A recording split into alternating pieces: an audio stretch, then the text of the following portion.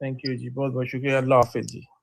اللہ حافظ۔ اچھا سر میری بات کا جواب دے دیں پلیز، میں ویٹ کر رہا ہوں۔ اچھا جناب کوئی مسئلہ نہیں، جواب دیتے ہیں انشاءاللہ۔ اچھا جی اب اپنا سوال آپ ذرا دوبارہ رکھ دیجیے، سوال کیا تھا آپ کا؟ جی سر میرا سوال یہ تھا کہ اگر قرآن میں لکھا ہوا ختم نبوت ہو گئی ہے تو حضرت عیسیٰ نے پھر کس طرح آنا ہے؟ اچھا آپ یہ مانتے ہیں ختم نبوت ہو گئی ہے؟ جی جی قرآن کے اندر لکھا ہوا ہے کہ ختم نبوت ہو گئی ہے، میں مانتا ہوں ختم نبوت ہو گئی ہے۔ اور ختم نبوت ہوگی اس کا مطلب کیا ہے؟ اس کے میں تاکہ میں جان سکوں نا کہ آپ مطلب کیا سمجھتے ہیں، تاکہ میں وہاں سے بات کو آگے لے کے چلوں۔ آپ نے کہا جی قرآن میں ایک سیٹ ہے نا، آپ نے کہا قرآن میں لکھا ہوا ہے ختم نبوت ہو گئی ہے، کیا مطلب اس بات کا؟ ختم نبوت ہو گئی یعنی آپ صلی اللہ علیہ وسلم کے بعد کوئی نبی نہیں آنا آگے۔ اچھا یہ کیا مطلب کوئی نبی نہیں آنا؟ یہ کہاں لکھا ہوا ہے قرآن میں؟ ما کانا محمد اباہا من رجالکم ولکن رسول اللہ و خاتم النبیین۔ جی اس میں کن الفاظ کا ترجمہ ہے کوئی نبی نہیں آنا؟ یہ اب آپ مجھے بتائیں نا۔ نہیں آپ دیکھیں نا، آپ کون سا آج پیدا ہوئے ہیں، آخر آپ نے کہا نا قرآن میں لکھا ختم نبوت ہو گئی ہے، ٹھیک ہے، تو وہ جی میں جاننا چاہتا ہوں کہ آپ اس سے کیا سمجھتے ہیں، کیا مطلب اس بات ختم نبوت ہو گئی ہے، کیا مطلب؟ میں سر یہی آپ کو بتا رہا ہوں کہ میں یہی سمجھ رہا ہوں کہ آپ صلی اللہ علیہ وسلم کے بعد کوئی نبی نہیں آگے آنا، اللہ تعالیٰ نے ختم نبوت پر مہر لگا دی ہے۔ دیکھیں ختم نبوت کا مطلب یہ ہے کہ اللہ تعالیٰ نے جی انسانوں کی ہدایت کے لیے جو انبیاء کو جی جی مبعوث کرنے، آپ جی نہ کریں، اپنا مائک میوٹ کر لیں انشاءاللہ، میں آپ کی بات اس کو اینڈ پہ لیتا ہوں انشاءاللہ، اس سے میرا بعد میں کٹتی ہے پھر میری۔ دیکھیں ختم نبوت کا مطلب آسان انداز میں، آسان الفاظ میں یہ ہے کہ اللہ تعالیٰ نے انسانوں کی ہدایت کے لیے جو انبیاء کو مبعوث کرنے کا سلسلہ شروع کیا، جس کا نقطہ آغاز حضرت آدم علیہ السلام ہے، اس کو اللہ تعالیٰ نے مکمل کر دیا، کامل کر دیا، ختم کر دیا جناب محمد الرسول اللہ صلی اللہ علیہ وسلم کی مبارک ذات پہ۔ یعنی اس کو اگر آپ اور آسان انداز میں جاننا چاہیں تو اللہ تعالیٰ نے جو انسانوں کو نبوت اور رسالت کے منصب سے فائز کرنے کا جو سلسلہ شروع کیا آدم علیہ السلام سے، اس سلسلے کی آخری کڑی جناب محمد الرسول اللہ صلی اللہ علیہ وسلم ہے۔ یہی وجہ ہے کہ آپ جانتے ہوں گے کہ آپ نے حدیث میں فرمایا ہے کہ جو نبوت کا جو محل ہے میں اس کی آخری اینٹ ہوں۔ تو یہ ہے ختم نبوت سے ہمارا کیا عقیدہ ہے۔ یہ بات آپ کو سمجھ آ گئی بھائی؟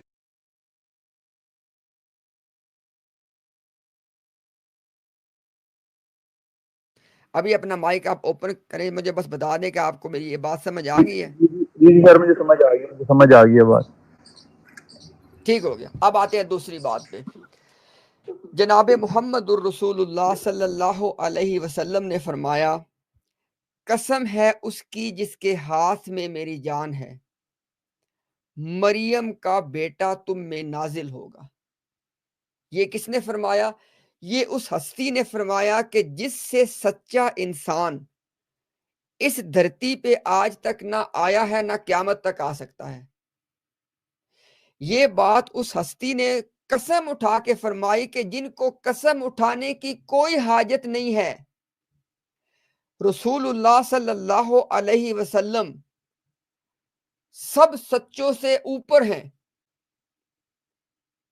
نبی پاک صلی اللہ علیہ وسلم اپنے صحابہ سے خطاب کر رہے ہیں، صحابہ میں سے کسی کے ذہن میں سوال بھی نہیں آ سکتا کہ نعوذ باللہ کبھی ہمارے آقا مولا کوئی سچائی کے علاوہ کوئی بات کریں، لیکن اس کے باوجود نبی پاک صلی اللہ علیہ وسلم نے صحیح بخاری کی حدیث نمبر ہے 2474 قسم اٹھا کے فرما رہے ہیں کہ مریم کا بیٹا تم میں نازل ہوگا، اور پھر آگے بتایا کہ جب وہ نازل ہوگا تو یہ کرے گا، یہ کرے گا، یہ کرے گا، یہ کرے گا۔ ابھی میری بات کو سمجھنا میرے بھائی، نبی پاک صلی اللہ علیہ وسلم کے جو صحابہ ہیں، قرآن کریم کو سب سے زیادہ بہتر سمجھنے والے صحابہ کرام ہیں۔ ان سے بہتر قرآن تو کو سمجھ نہیں سکتا، جو کہ ان کے استاد کون ہیں؟ ہمارے آقا و مولا جناب محمد صلی اللہ علیہ وسلم، وہ ان کے استاد ہیں، حضرت ابو ہریرہ رضی اللہ تعالیٰ عنہ. یہ جو میں نے ابھی آپ کو حدیث بتائی ہے نا، اس حدیث کے حوالے سے حضرت ابو ہریرہ یہ فرماتے ہیں، کہتے ہیں کہ یہ جو بات حضور نے فرمائی ہے نا کہ قسم ہے اس کی جس کے ہاتھ میں میری جان ہے، مریم کا بیٹا تم میں نازل ہوگا. حضرت ابو ہریرہ نے سورۃ النساء کی میرے بھائی وہ آیات تلاوت فرمائی، اور انہوں نے کہا کہ جو آدمی حضور کی اس خبر کی صداقت کو جاننا چاہتا ہے نا، مزید سمجھنا چاہتا ہے، تو وہ قرآن کی یہ آیت پڑھ لے. وَإِن مِّنْ أَهْلِ الْكِتَابِ إِلَّا لَيُؤْمِنَنَّ بِهِ قَبْلَ مَوْتِهِ وَيَوْمَ الْقِيَامَةِ يَكُونُ عَلَيْهِمْ شَهِيدًا، کہ اہل کتاب میں سے کوئی نہیں ہوگا مگر عیسیٰ علیہ السلام کی وفات سے پہلے ان پہ ایمان لائے گا، اور وہ قیامت کے دن ان کے اوپر شہید ہوں گے، ان کے اوپر گواہ ہوں گے. اب بھائی میری بات کو سمجھنا، عقیدہ ختم نبوت بھی ہم نے قرآن سے لیا، اور صحابی نے بتایا کہ جو حدیث میں عقیدہ نزول عیسیٰ ابن مریم ہے، صحابی نے بتایا کہ جو بخاری میں جو حدیث ہے، صحابی اس میں یہ بتا رہے ہیں کہ یہ بھی قرآن میں سورہ نساء سے لیا گیا ہے. ایک اور صحابی دیکھیں آپ، حضرت عبداللہ ابن عباس رضی اللہ تعالیٰ عنہما، انہوں نے فرمایا، سورہ زخرف کی آیت ہے، سورہ زخرف کی آیت ہے، وَإِنَّهُ لَعِلْمٌ لِلسَّاعَةِ، اور اس کی ایک قرات کیا ہے، وَإِنَّهُ لَعَلَمٌ لِلسَّاعَةِ، کہ بے شک وہ یعنی عیسیٰ علیہ السلام قیامت کی نشانی ہے.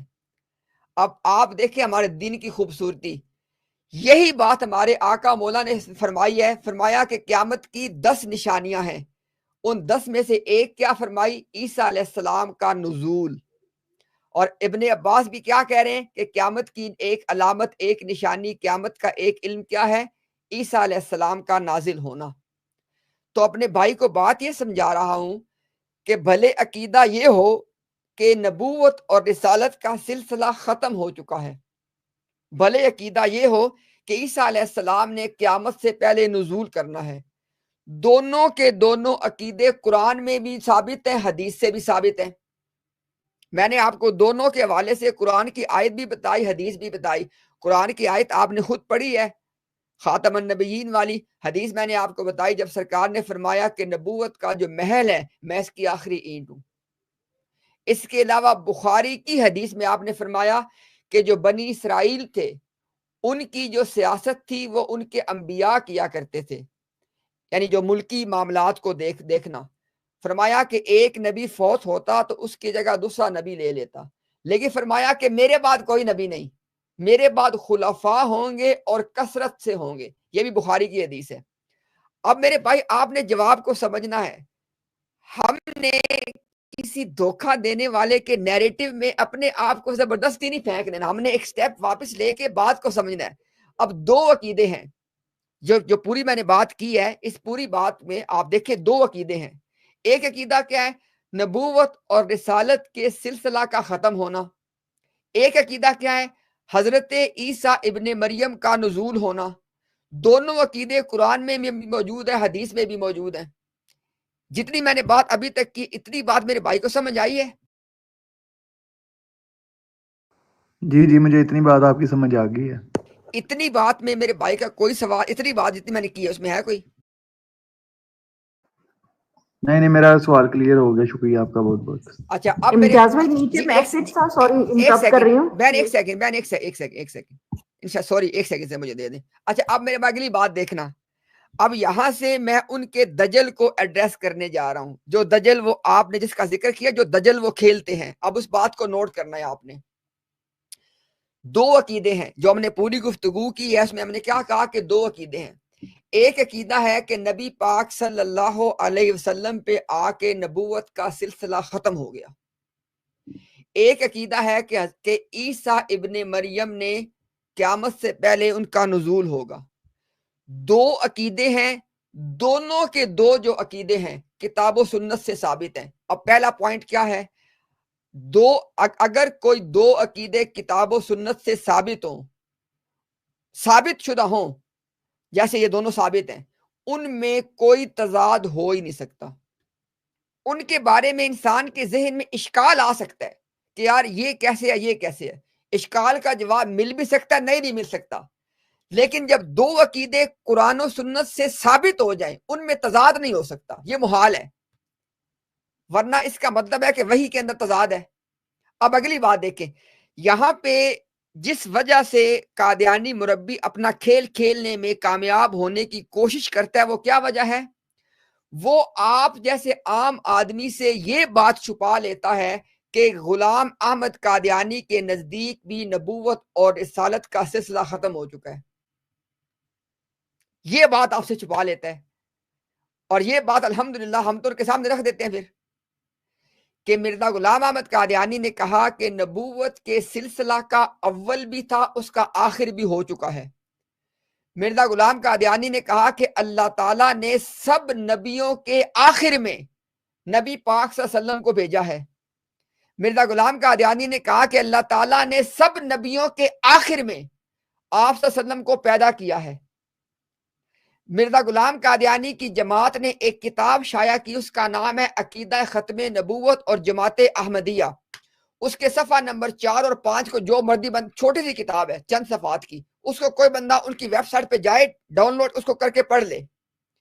ان کی جماعت نے لکھا کہ نبوت اور رسالت کا وہ جو سلسلہ ہے جو آدم علیہ السلام سے لے کے آپ صلی اللہ علیہ وسلم تک ہے، اس کو وہ کہتے ہیں براہ راست نبوت کا سلسلہ، یہ ختم ہو گیا ہے.